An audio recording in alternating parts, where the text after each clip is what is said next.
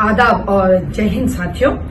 मैं हूं शिराज फाउंडेशन की प्रेसिडेंट। जैसा कि आप जानते हैं कि हमारे पास मुसलसिल 14 सालों से काउंसलिंग ऑफिस यानी कि हम लोग चला रहे हैं, जहां पर खवातीन और मर्द हजरात के बीच यानी कि आजमाजी जिंदगी के मसाइल को लेकर आज हम काउंसलिंग के तहत, शरीयत के एतबार से काउंसलिंग के तहत मसाइल को हल करने की हम लोग पुरजोर कोशिशें कर रहे हैं ताकि माशरा बेहतर और पुरसुकून जिंदगियां गुजार सके।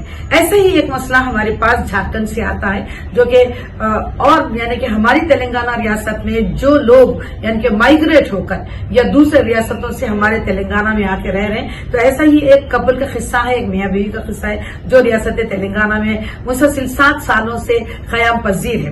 तो इन दोनों का मसला ऐसा है कि हम लोग अक्सर सुनते हैं कि बीवियों से तशद्दुद होता रहता है, लेकिन एक ऐसा मसला हाल ही में हमारे पास आता है जो कि मर्द हजरात यानी कि मेल विक्टिम बन गया है। तो ये केस में मर्द हजरात पर बीवी के जरिए तशद्दुद बरपा जा रहा है, टॉर्चर है, मेंटल हरासमेंट है, यहां तक के थ्रेट भी है लाइफ को कि तुम अगर मेरी मनमानी नहीं सुनोगे, मैं जैसा चाहती हूं वैसा नहीं रहोगे, तो शायद मैं आगे एक्सट्रीम स्टेप भी उठाऊंगी। तो ऐसे हालात में किसी के जरिए रेफर होता है।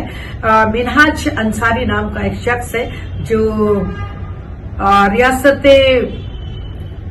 झारखंड से है, और जहां पर झारखंड में धनबाद एक विलेज है, उस विलेज का शख्स यहाँ पर रोजगार की तलाश में हैदराबाद आता है और मुसलसिल 7 सालों से जिंदगी गुजारता है। और इन दरमियान 11 सालों में उसको 4 बच्चे भी हो जाते हैं। पहला बच्चा 10 साल की उम्र का है, बाकी के जाहिर सी बात है 7 साल 5 साल मजीद।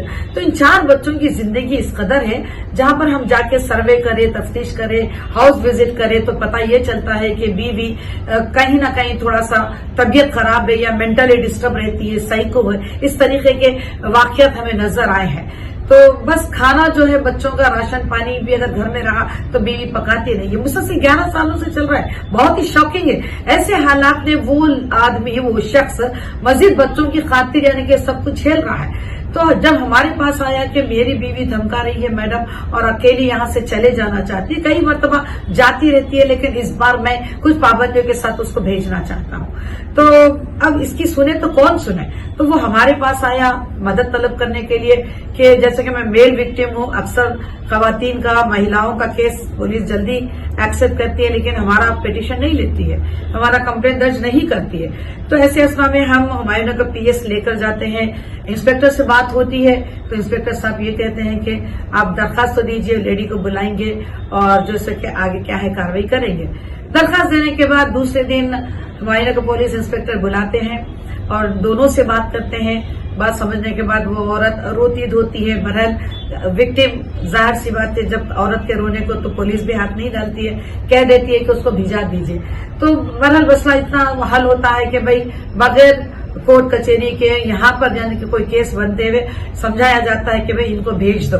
बस लड़के का यही तकाजा होता है कि उनके कोई बड़े लोग आए, क्योंकि 4 बच्चे, झारखंड जाना, ट्रेन का मसला है। अगर ये टेंशन में जाती है, डिप्रेशन में जाती है, तो हालात बुरे भी हो सकते हैं। वहां जाने के बाद मजीद वो कोई एक्शन ना ले, इस तरीके से उसको यहाँ पर पाबंदी के साथ एक लेटर लिखकर जाने के लिए पुलिस कहती है। तो वहां तक हम लोग इसकी मदद करे हैं। अगर मजीद ऐसे कुछ मसाइल है तो मैं ये कहना चाहती हूँ कि औरत ही नहीं, आज के समाज में मर्द हजरात भी यानी कि तशद्दुद के शिकार हो रहे हैं। तो ये एक केस था मिनहाज अंसारी का, जो झारखंड का, जहां पर हमने सरासरी तौर पर यानी कि उसको हल किया है पुलिस की मदद के जरिए।